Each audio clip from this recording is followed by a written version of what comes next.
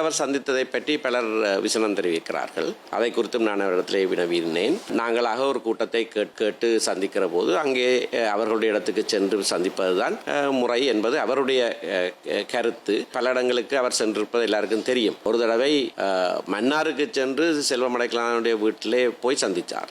நாங்கள் பெரிய கட்சி, தலைமை கட்சி என்றெல்லாம் பார்த்து கொண்டிருக்காமல் எங்கேயும் போய் அவரையும் சந்திக்க வேண்டும் என்பது அவருடைய நிலைப்பாடாக இருக்கிறது. திரு கஜேந்திரகுமார் பொன்னம்பலத்தோடு நடத்தப்பட்ட சந்திப்பிலே கூட ஆரம்பத்திலே திரு கஜேந்திரகுமார் அவர்களுடைய வீட்டிலே தான் சந்திப்பதாக இருந்தது. அதுக்குத்தான் திரு சிவஞானம் இணங்கி இருந்தவர். ஆனால் பிறகு நாங்கள் சந்திக்கிற இடம் மாற்றப்பட்டு ஒரு பொது இடத்திலே சந்தித்தோம். ஆகவே எங்கே சந்தித்தது என்பது சம்பந்தமாக திரு தலைவர் சிவஞானம் அவர்களுக்கு ஒரு கருத்து இருக்கிறது.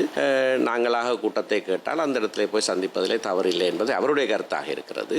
பலருக்கு ஸ்ரீதர் தியேட்டர் என்பது ஒரு அடையாளம் என்ற விடயத்திலே சில விஷயங்கள் இருக்கலாம். அதை நாங்கள் ஏற்றுக்கொள்கிறோம். பொது இடத்திலே சந்தித்தும் இருக்கலாம், சிவஞானம் அவர்களுடைய வீட்டிலேயும் சந்தித்திருக்கலாம். ஆனால் விடயம் என்னவென்றால் சந்தித்த இடம் அல்ல. நாங்கள் இவரோடும் கூட்டாட்சி அமைப்பதற்காக கேட்கவில்லை.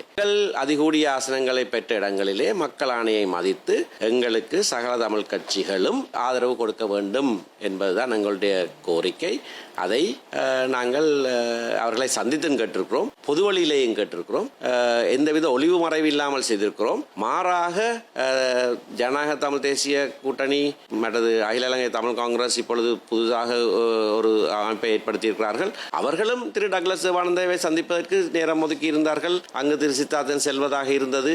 இதையெல்லாம் திரு டக்ளஸ் தேவானந்தாவும் சொல்லியிருக்கிறார். அதெல்லாம் மக்களுக்கு தெரியாமல் இரகசியமாக அவர்கள் செய்ய முனைந்தது. அது தெரிய வந்தவுடனே கூட்டம் காலவரையின்றி பிற்போடப்பட்டிருக்கிறது என்று மக்களுக்கு ஒழித்து திரிகிறார்கள். நாங்கள் ஒளிவு மறைவில்லாமல் எங்களுடைய கட்சியினுடைய தீர்மானத்தின்படி, கூட்டு தீர்மானத்தின்படி நாங்கள் சகல கட்சிகளுக்கும் இந்த அறிவித்தலை கொடுக்கிறோம், இந்த வேண்டுகோளையும் முன்வைத்திருக்கிறோம்.